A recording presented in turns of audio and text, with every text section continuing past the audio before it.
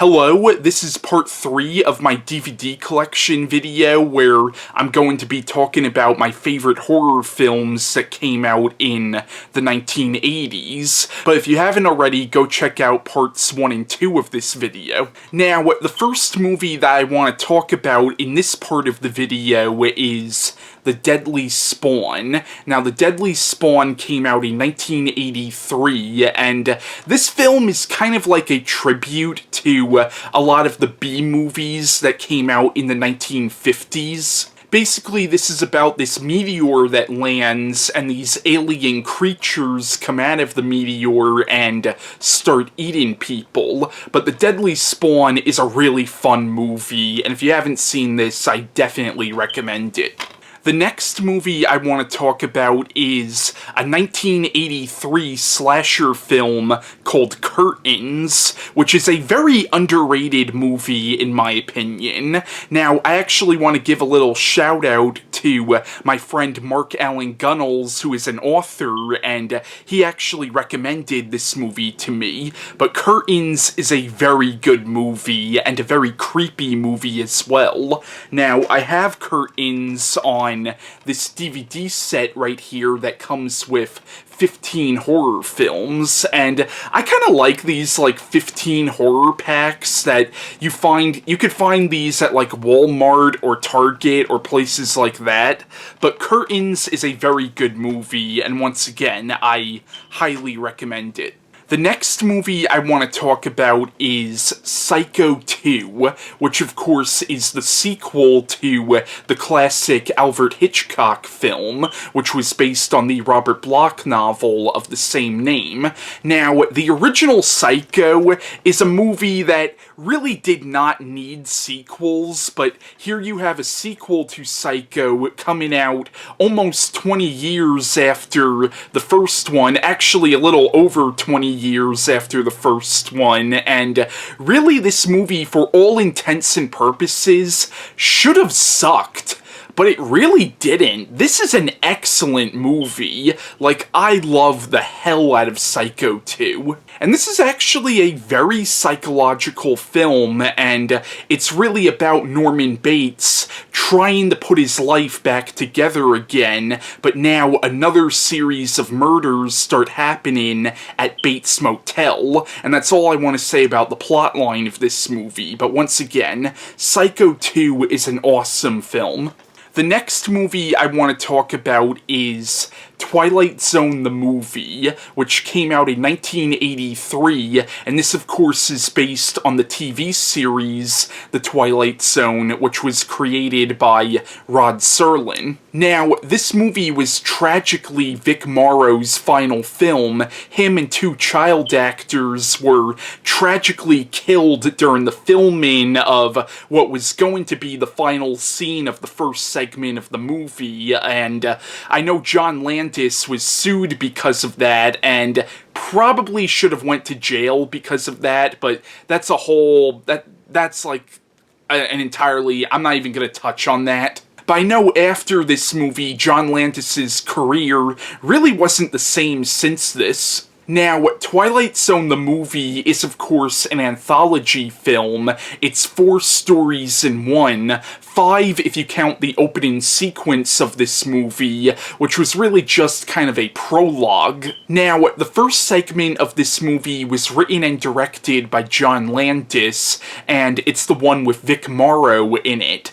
Basically, it's about this guy who is a hardcore racist and a hardcore anti-Semitic, and basically he ends up getting sent back in time and put in the bodies of people who are of the races that he hates so much. Like, there's a point in this movie where he's sent back in time and put in the body of a Jew trying to escape the Holocaust, and there's also a point in this movie where he's put in the body of a black man who's about to be lynched by the KKK, and basically the first segment of this movie is a commentary on racism. The second segment of this movie is actually not a horror story, but it's a remake of the old Kick the Can Twilight Zone episode, and this second segment of the movie is actually directed by Steven Spielberg and is actually co-written by one of my favorite authors, Richard Matheson.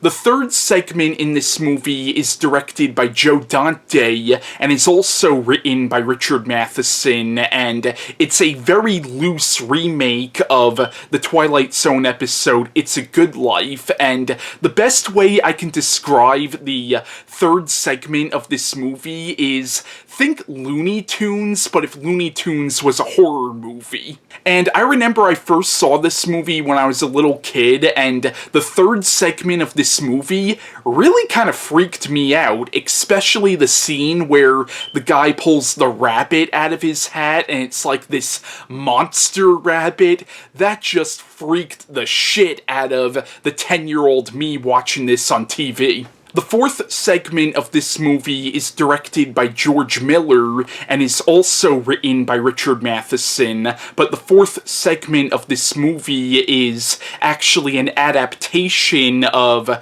Richard Matheson's short story, Nightmare at 20,000 Feet, which was already made into an old Twilight Zone episode. Basically, the fourth segment of this movie is a remake of that old Twilight Zone episode where William Shatner saw the gremlin on the wing of the airplane. In this movie, John Lithgow plays the William Shatner character, but the fourth segment of this movie is probably the best out of the four segments in the film, but Twilight Zone the movie is excellent. I love this movie, and after this movie came out, they did the rebooted Twilight Zone series of the 1980s. The next movie I want to talk about is Something Wicked This Way Comes. Now, this is based on a novel by Ray Bradbury, and I have read the book that this movie is based on, and I would say that this movie is fairly true to the book. It does change quite a bit from the book, but I think the movie does a good job at staying true to the spirit of the book and what the general themes of the novel were. And this movie was actually put out by Disney. Yes, Disney did a horror film.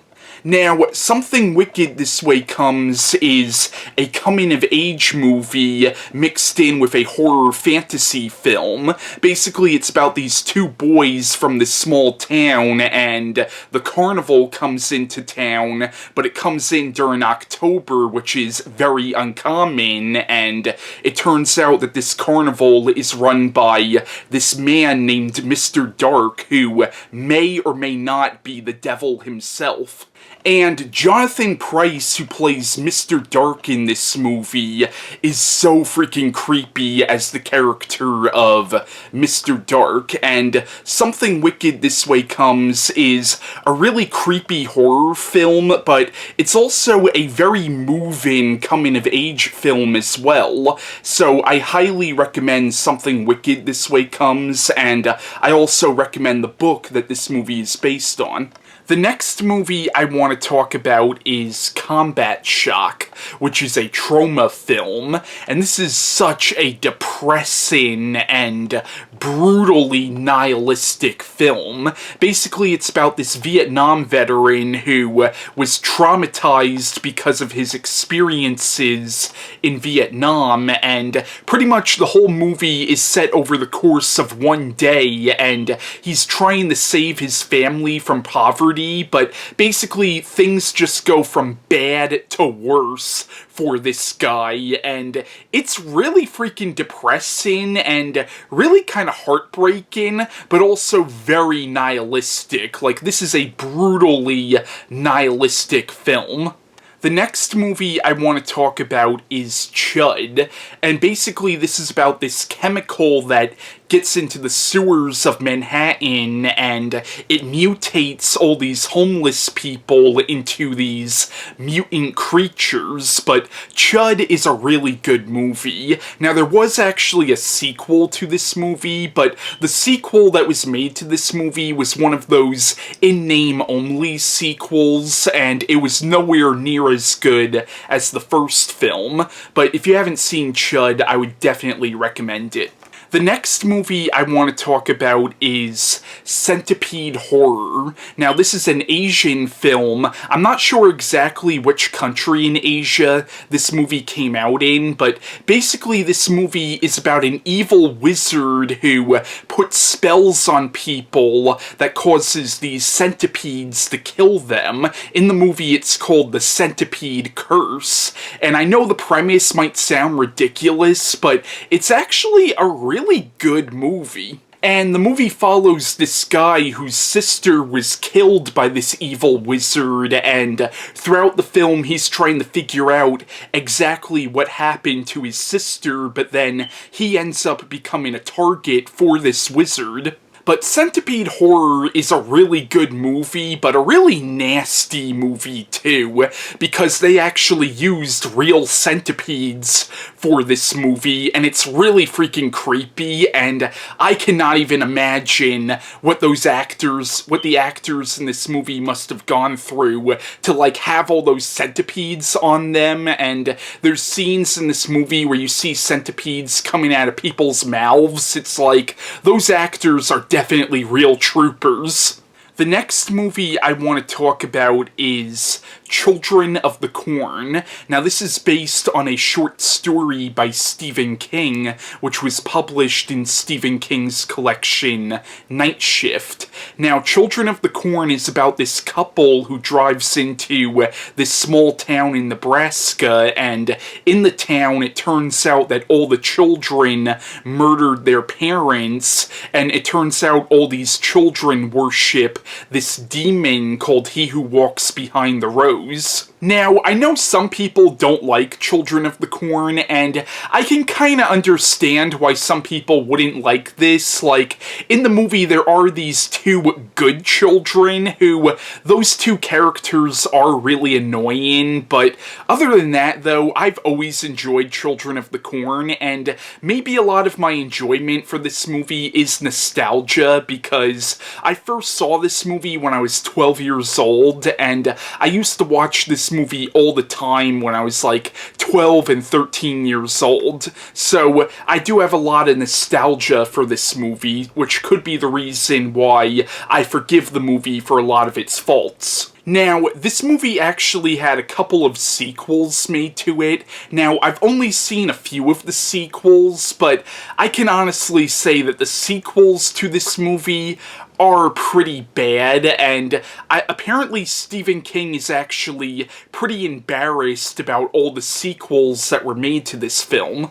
The next movie I want to talk about is Gremlins, and I love Gremlins. Like, I love this movie to death. This is actually one of my top 5 favorite films of all time, and one of the things I love so much about Gremlins is it's kind of a genre-defying film, because it is a horror film, but it's also very much a comedy as well, and it's also kind of a children's film as well, and there's actually a lot of points in this movie which are genuinely heartwarming, and it's almost like an E.T. style film in certain points as well, and it's also my favorite Christmas film of all time. But yeah, Gremlins is awesome. It's a great Christmas movie. It's a very heartwarming family movie, but it's also a very good horror comedy as well, and it mixes all these genres very well, actually. Now, the film is directed by Joe Dante and is produced by Steven Spielberg, and the movie is also written by Chris Columbus, who would go on to write The Goonies, and he also directed Home Alone, and he also directed the first few Harry Potter movies as well.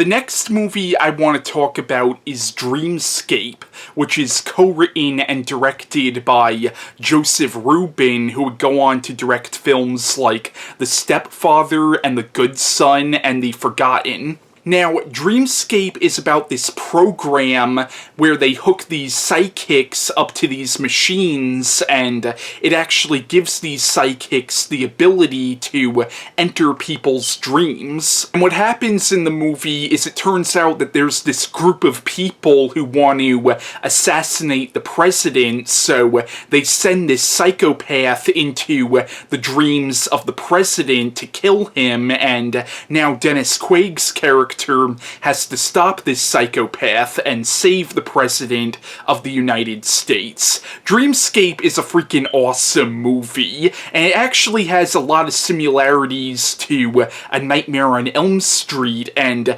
this actually came out before A Nightmare on Elm Street, and apparently Wes Craven was actually very worried about this movie because he was worried that this film would kind of overshadow A Nightmare on Elm Street, or he was worried that people would think Nightmare on Elm Street was a ripoff of this movie or something.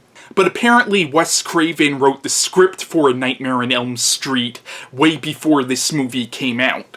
And in speaking of A Nightmare on Elm Street, that's the next movie that I want to talk about.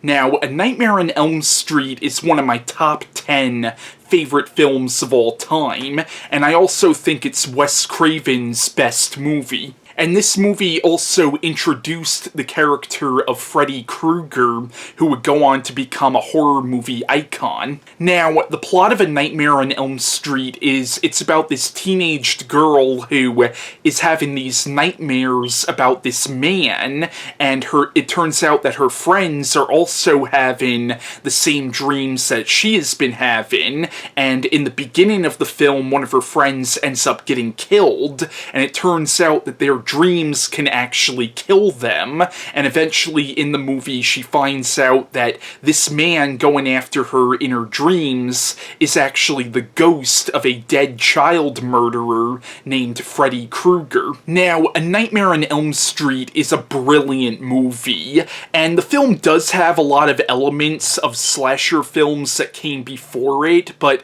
I actually don't consider the first Nightmare on Elm Street movie to really be a slasher film.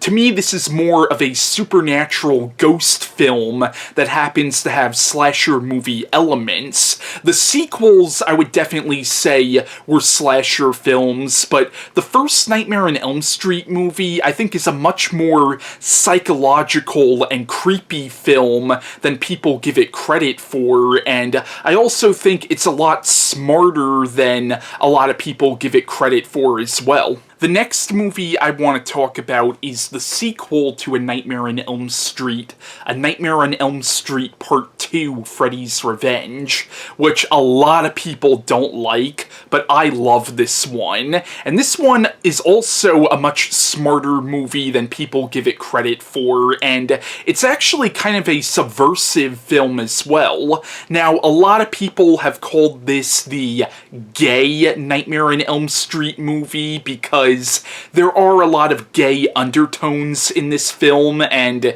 actually a lot of gay overtones as well, but I have no problem with that whatsoever.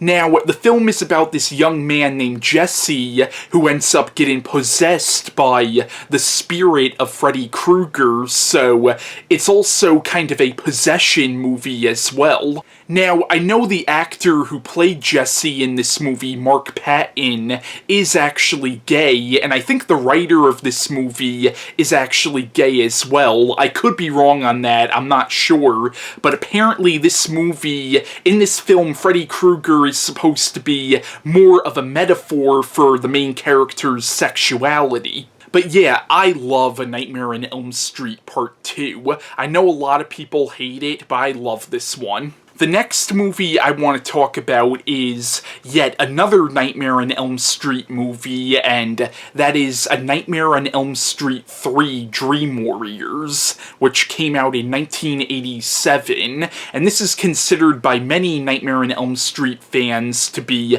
the best of the Nightmare on Elm Street sequels. And I pretty much agree with that. Like, I would say this one, the first one, and Wes Craven's New Nightmare are the three best films in the Nightmare on Elm Street franchise. And what I really like about this one is it is a very serious movie, and it touches on a lot of serious themes, but there's also a lot of horror comedy elements in this as well. This one succeeds at being kind of a horror comedy, but also kind of a teen drama as well. And this one also touches a lot more on the fantasy aspects of the Nightmare on Elm Street series, and there's a lot of imagination in this one, and I liked how in this one it's really about these kids kind of turning the tables on Freddy. The next movie I want to talk about is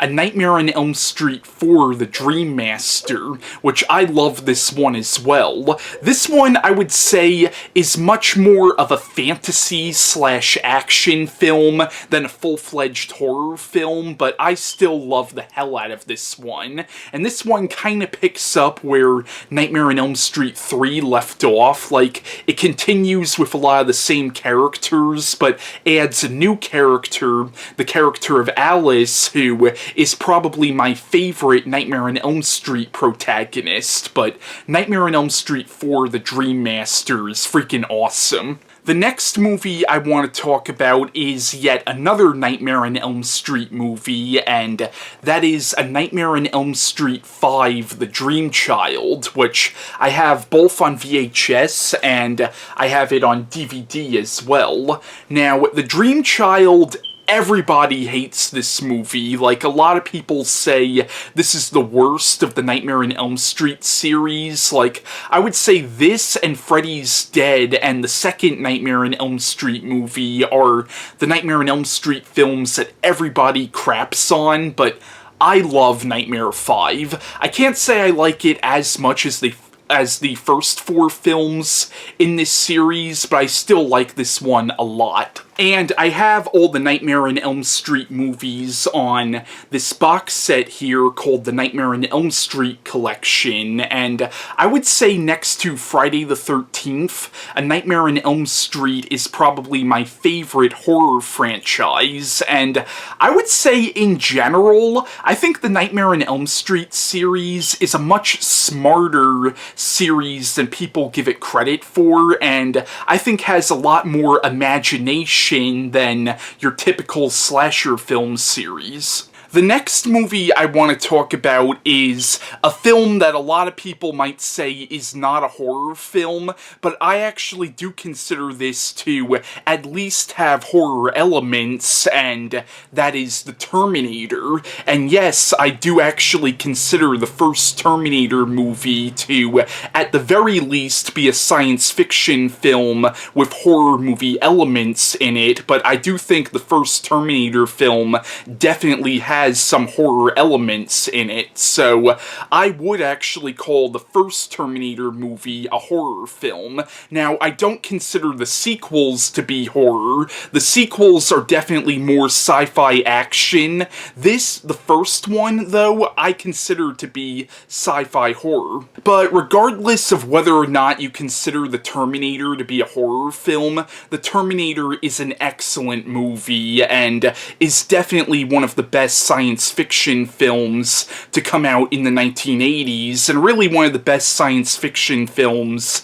of all time, really. The next two movies I want to talk about are the first two Ghoulies movies, which I have both on this DVD here. Now, I love the first Ghoulies movie, but I love the second one even more. The second Ghoulies film, I would say, is probably the best of the Ghoulies franchise, but the first two Ghoulies movies are very good horror comedy films, and I'm actually going to be reviewing in all 4 Ghoulies movies this October, so just wait till those reviews if you want to know more of my opinions on these movies. The next movie I want to talk about is a Dario Argento film called Phenomena, which stars a very young Jennifer Connelly, and it also stars Donald Pleasence. Basically, this is about this young girl who has these supernatural powers.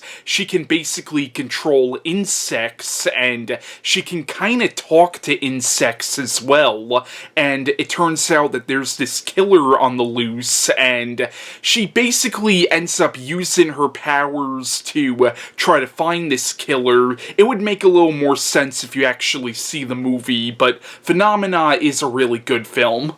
The next movie I want to talk about is Godzilla 1985, which, in my opinion, is one of the most underrated Godzilla films of all time, and this is actually one of my favorite Godzilla films. Now, I don't like it as much as the original Godzilla. Like, the original Godzilla is actually my favorite film of all time, but Godzilla 1985, I think, is definitely one of the best of the Godzilla sequels.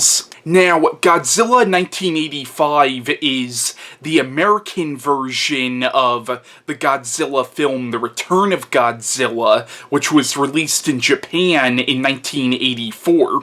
Now, The Return of Godzilla acted as a direct sequel to the original Godzilla, and it ignored the continuity of all the Godzilla films that came in between, because the Godzilla series got really silly after a while. Now, the original Godzilla is actually a really dark movie, but as the series went on, the series started to get geared more towards children, and the films got progressively sillier and sillier, but The Return of Godzilla was an attempt to make the series serious again, because the original Godzilla was actually a political satire, and this film also has a lot of political satire as well. So, this movie was released in Japan in 1984 under the title The Return of Godzilla, but then in 1985,